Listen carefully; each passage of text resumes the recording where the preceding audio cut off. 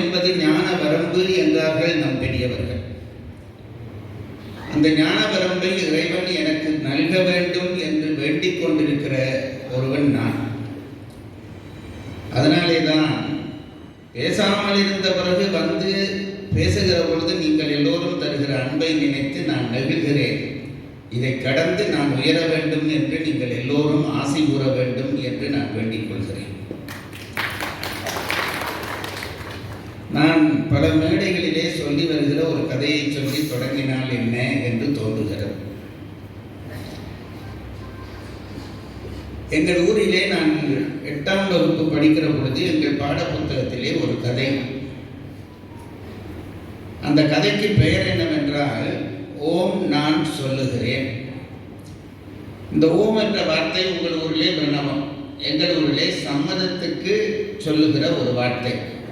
ஓம் என்பதை நான் சம்மதமாக சொல்லுகிற வழக்கம் எங்கள் யாழ்ப்பாணத்திலே இருக்கிறது. ஆகவே ஓம் நான் சொல்லுகிறேன் என்றால் சரி, நான் போய் சொல்லுகிறேன் என்பதுதான் அதற்கு அர்த்தம். கதையை சுருக்கம் சொல்லுகிறேன். எங்கள் ஊரிலே ஒருவன் இருந்தான். ரொம்ப வறுமைப்பட்டு இருந்தான். மனைவி, குழந்தை. வறுமை காரணமாக அவனுக்கு வாழ்வதற்கு வழியில்லாமல் இருந்தது. அவனை அந்த ஊரிலே வறுமையாளன் என்று யாரும் மதிப்பதில்லை. அவனை யாரும் மதிப்பதில்லை. வீதியிலே போகிற பொழுது ஆரையும் பார்த்து அவன் வணக்கம் சொன்னால் அவர்கள் மீள இவனுக்கு வணக்கம் சொல்ல மாட்டார்கள். இந்த தரித்திரனுக்கு என்ன வணக்கம்? யாராவது ஒரு பெரியவர் வந்து அவருக்கு அன்றைக்கு பிறந்த நாள் என்றால் வாழ்த்து சொன்னார், அவர் அதை ஏற்றுக்கொள்ள மாட்டார். புறம் பண்ணிவிட்டு போய்விடுவார். இதையெல்லாம் பார்த்து பார்த்து இவனுடைய மனம் நொந்தபடியே இருந்தது. வாழ்த்து சொன்னால் வாழ்த்து சொல்லுகிறார்கள் இல்லை, பேசினால் பேசுகிறார்கள் இல்லை, வணங்கினால் வணங்குகிறார்கள் இல்லை. பணமில்லாதபடியால் தானே எனக்கு இத்தனை துன்பம் என்று நினைத்தபடி இருந்தான். அதிர்ஷ்டவசமாக ஒரு நாள் அவனுக்கு பரிசு சீட்டிலே 10 கோடி ரூபாய் விழுந்தது. 10 கோடி ரூபாய் பரிசு சீட்டிலே அவனுக்கு விழுந்தது. திடீர் பணக்காரன் ஆகிவிட்டான். வீடு வாங்கினான், கார் வாங்கினான், எல்லா வசதியும் அவனுக்கு சேர்ந்து விட்டது. அந்த வசதிகள் சேர்ந்த பிறகு அவனிடம் ஒரு புது பழக்கம் உண்டாகி இருந்தது. வசதி சேர்ந்தாலே புது பழக்கம் பலது வரும். நான் அதை சொல்லவில்லை. புது பழக்கம் உண்டாகி இருந்தது. என்னவென்று கேட்டால், வீதியிலே போகிற பொழுது இப்பொழுது இவனுக்கு எல்லாரும் வணக்கம் சொல்ல தொடங்கினார். முந்தி இவன் வணக்கம் சொன்னால் யாரும் இவனுக்கு வணக்கம் சொல்வதில்லை. இப்பொழுது இவனை பார்த்து அவர்கள் வணக்கம் சொன்னார்கள். அவனை பார்த்து வாழ்த்து சொன்னார்கள். அவனை கண்டால் சிரித்து பேச முற்பட்டார்கள்.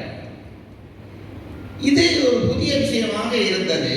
இவர்களெல்லாம் வணக்கம் சொல்வதும் வாழ்த்து சொல்வதையும் கண்ட இவன் அவர்களுக்கு ஒரே ஒரு பதில் சொல்வானாம். ஓம் நான் சொல்லுகிறேன். உங்க பாசையில சொன்னா ஆமா நான் போய் சொல்லுகிறேன், இவ்வளவுதான். நாங்கள் வாழ்த்து சொன்னால் இவன் என்ன ஓம் நான் சொல்லுகிறேன் என்கிறானே என்று அந்த சொல்லுகிறவர்களுக்கு ஒரு வியப்பு. முன்பு நாங்கள் வணக்கம் சொல்லாததை நினைத்துக் கொண்டு இப்பொழுது பழிவாங்குகிறானோ, இவன் என்ன சொல்லுகிறான் என்று புரியவில்லை. ஓம் நான் சொல்லுகிறேன் என்று விட்டு வந்து விடுவான். பிறந்த நாள் வாழ்த்து சொன்னால் ஓம் நான் சொல்லுகிறேன், அதாவது நான் போய் சொல்லுகிறேன் தான் அந்த விஷயம். சரி, நான் போய் சொல்லுகிறேன் சொல்லிவிட்டு வீட்டுக்கு வருவான். வீட்டுக்கு வந்தால் மனைவி வாசலிலே தண்ணீர் கொடுத்து வரவேற்பாள். மனைவியோடு ஒரு வார்த்தையும் பேச மாட்டான். பேசாமல் நேராக பூஜை அறைக்கு போய்விடுவான். அந்த பூஜை அறையிலே ஒரு பெட்டி வைத்திருந்தான். போன உடனே அந்த பெட்டியை திறப்பான். திறந்து அந்த பெட்டிக்கு முன்னால் நின்று ஏதோ மந்திரம் சொல்வது போல தொடர்ந்து சொல்லுவான். பிறகு பெட்டியை மூடிவிட்டு வந்துதான் மனைவியோடு பேசுவான். இந்த மனைவிக்கு இவன் என்ன செய்கிறான், இந்த பெட்டி என்ன பெட்டி, இதுக்கு என்ன சொல்லுகிறான், ஏதாவது மந்திரம் வைத்திருக்கிறானா என்று இந்த மனைவிக்கு ஒரு சந்தேகம். அடிக்கடி கேட்பாள், அந்த பெட்டியிலே என்ன சொல்கிறீர்கள் என்று கேட்பாள். அது உனக்கு தேவையில்லாத விடு என்று விடுவான். அவளும் ஒரு நல்ல மனைவி, பேசாமல் விட்டு விட்டாள். நல்ல மனைவி என்றபடியால் விட்டு விட்டாள். இதுவே தொடர்ந்து நடக்கிறது. ஊர் மக்களுக்கு இவன் என்ன சொல்கிறான் என்று புரியவில்லை. ஓம் நான் சொல்லுகிறேன் என்று என்ன சொல்கிறான் என்று புரியவில்லை. மனைவிக்கு பூஜை அறையிலே இவன் என்ன சொல்கிறான் என்று புரியவில்லை. இது இப்படியே தொடர்கிறது. ஒரு நாள் மனைவி பொறுமை இழந்தாள். பொறுமை இழந்து விட்டு நிறுத்திவிட்டு கணவன் வந்த உடனே நில்லும் என்று நிறுத்தினான்.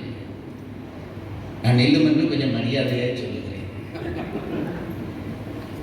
நிறுத்திவிட்டு, இன்றைக்கு நீங்கள் இந்த பூஜை அறையிலே போய் என்ன சொல்கிறீர்கள் என்பதை எனக்கு சொல்லியாக வேண்டும். இல்லாவிட்டால் நான் என் அம்மா வீட்டுக்கு போகிறேன். எல்லா பெண்களும் பயன்படுத்துகிற கடைசி பிரம்மாஸ்திரம். அம்மா வீட்டுக்கு போகிறேன் என்றால் ஒன்றும் பண்ண முடியவில்லை. இவன் சொன்னான், சரி சொல்கிறேன் வா என்று கூட்டிக் கொண்டு போய் உட்கார வைத்து சொன்னான், பெண்ணே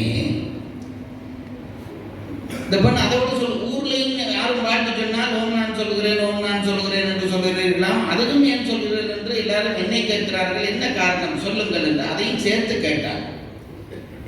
இந்த பையன் சொன்னான், பெண்ணே நான் முன்பெல்லாம் யாரையாவது பார்த்து பெரியவர்களை பார்த்து வணங்கினால் வணங்க மாட்டார்கள், வாழ்த்து சொன்னால் வாழ்த்து சொல்ல மாட்டார்கள், ஒரு மரியாதை செய்தால் மரியாதை செய்ய மாட்டார்கள்.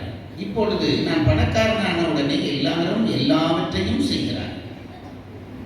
அதனாலே எனக்கு தெரியும், முன்பு ஏழையாக இருக்கிற பொழுது ஒருவரும் எனக்கு வாழ்த்தும் சொல்லவில்லை, வணக்கமும் சொல்லவில்லை. இப்ப எல்லாரும் சொல்லுகிறார்களா? என்ன அர்த்தம்? இது எனக்கு சொல்லப்படுகிற வணக்கம் அல்ல, வாழ்த்தல்ல, என் பணத்துக்கு சொல்லப்படுகிற வணக்கம், வாழ்த்து. அதனாலே அவர்கள் வணக்கம் சொன்ன உடனே, வாழ்த்து சொன்ன உடனே நான் என்ன சொல்கிறேன்? சரி, நான் போய் சொல்லுகிறேன்.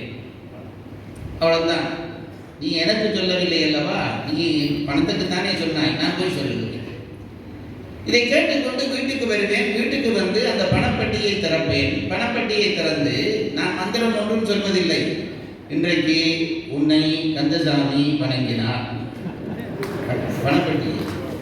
இன்றைக்கு உன்னை பொன்னுத்துறை வாழ்த்து சொன்னார். இன்றைக்கு உனக்கு நீலகண்டன் உன்னை கண்டதும் மரியாதை செய்தார். இப்படித்தான் சொல்லிக் கொண்டிருக்கிறேன் என்று அந்த கதை முடியும். இந்த கதைக்கும் இப்பொழுது நான் தொடங்குகிற பேச்சுக்கும் என்ன தொடர்பு என்றால், இப்பொழுது நானும் அப்படித்தான். நீங்கள் எல்லாம் தருகிற மரியாதை எனக்குரிய மரியாதை இல்லை என்று எனக்கு நன்றாக தெரியும். இது திருவள்ளுவருக்கு கொடுக்கிற மரியாதை, கம்பனுக்கு கொடுக்கிற மரியாதை, சேக்கலாருக்கு கொடுக்கிற மரியாதை, சித்தாந்த புலவர்களுக்கு கொடுக்கிற மரியாதை என்பதை நான் நன்கு அறிவேன். ஆகவே நீங்கள் எல்லாம் எனக்கு செய்கிற மரியாதையை நான் உங்களுக்கு சொல்கிறேன். ஓம் நான் சொல்லுகிறேன். நான் என் ஊருக்கு போன உடனே பொள்ளாச்சியிலே இன்னென்னார் என்னை மரியாதை செய்தார்கள் என்று சொல்லி நான் அதை அவர்களிடம் சேர்த்து விடுவேன் என்பதை மட்டும் முன்னுரையாக சொல்லிக் கொள்ள விரும்புகிறேன்.